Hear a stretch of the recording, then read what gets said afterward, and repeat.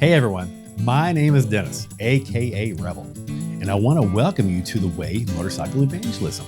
If you're watching this, you're probably a rider or you're someone who loves the motorcycle community and you're curious about who we are. The first thing I want to say is this: we are not a motorcycle club, and we're not a motorcycle ministry, and we're not a riding club.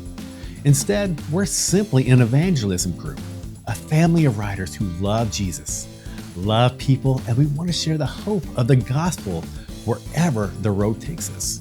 Our mission is simple: ride with Christ, share the journey, and spread the light.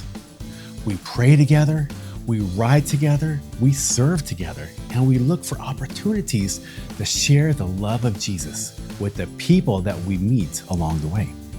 We don't have ranks, we don't have officers, and we don't have mandatory meetings or dues.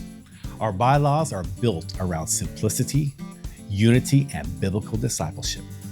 Our back patch is meant to identify us on the road.